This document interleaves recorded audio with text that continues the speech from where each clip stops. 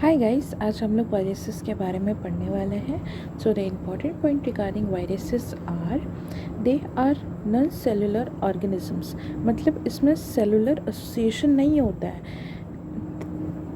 That are characterised by having an inert crystalline structure outside the living cell.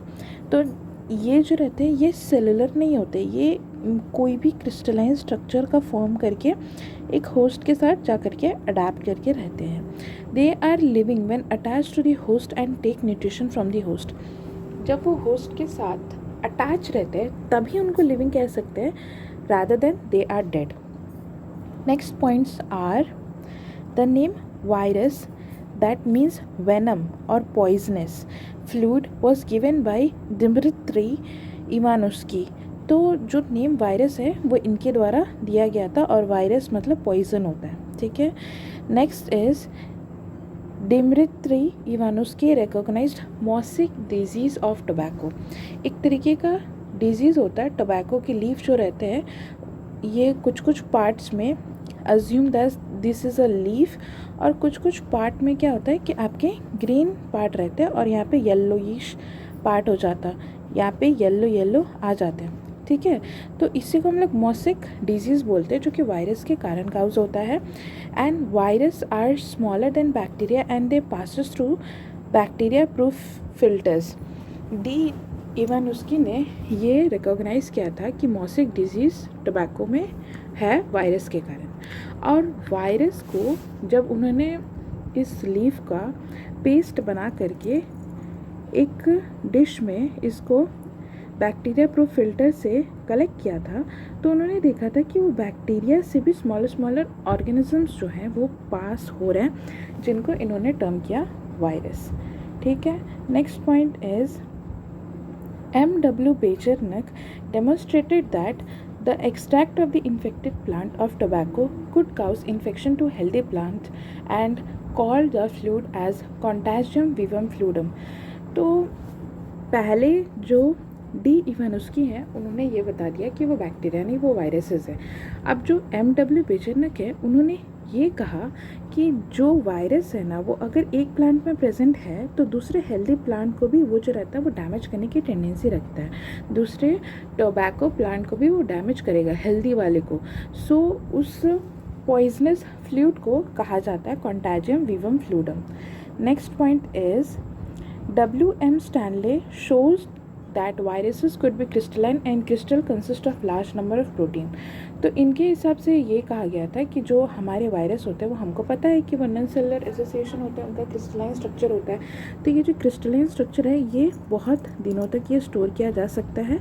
साथ ही साथ ये जो रहते हैं, जो क्रिस्टल होता है इसका जो आउटर मोस्ट लेयर होता है, ये जो क्रिस्टल है, ठीक है, और इसके जो आउटर मोस्ट लेयर होते हैं ना, ये आउटर मोस्ट लेयर प्रोटीन से बने हुए रहते हैं, ठीक है। यही इस पॉइंट को बताया गया। Next is they are obligate parasites. वो ऑब्लिगेट पैरासाइट्स होते हैं। And viruses have a protein layer covering. तो मैं आपको एक वायरसेस के बारे में बता देती हूँ as an example. Think that it is a virus. तो इनका जो कोट होता है ना वो प्रोटीन का कोट होता है, ठीक है। एंड इसके अंदर जो होता है वो जेनेटिक मटेरियल होता है, आइदर आरएनए होगा या फिर डीएनए, दोनों कभी नहीं हो सकते। आइदर मैंने लिखा है, not both, never it can happen. Virus that infect plant have RNA, ठीक है, ये पॉइंट्स को आप ध्यान से याद रखिएगा। वायरस जो कि प्लांट को इन्फेक्ट करता है उसमें आरएनए होता है, और हम लोग को पता है एज एन आइडिया कि आरएनए जो रहता है वो सिंगल स्ट्रैंडेड आरएनए होता है, ठीक है।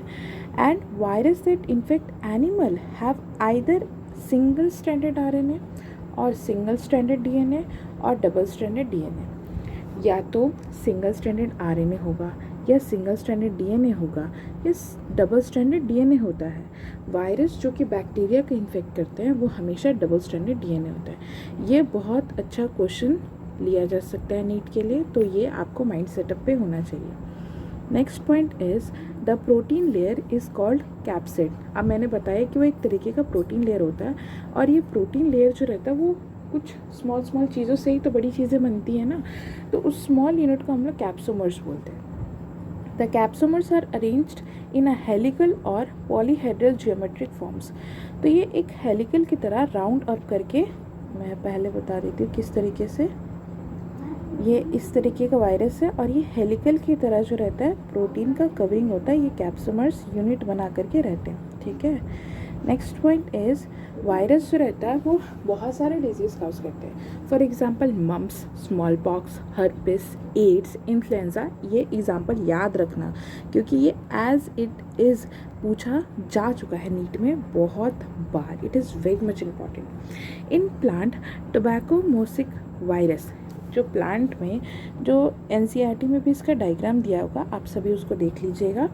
जो प्लांट को इन्फेक्ट करता है उसको हम लोग टोबैको मोसिक वायरस बोलते हैं, ठीक है। टोबैको प्लांट को जो कि इन्फेक्ट करता है, वो क्या काउज करता है? मॉसिक फॉर्मेशन, जो कि मैंने बताया, लीफ का रोलिंग कर देता है। ये लीफ जो रहते हैं, ये जो लीफ, एक मिनट मैं बता रही हूँ,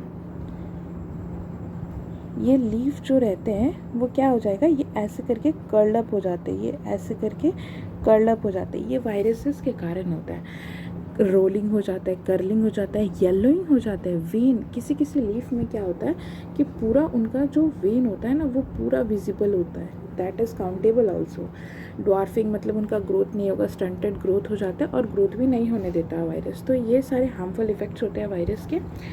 थैंक यू।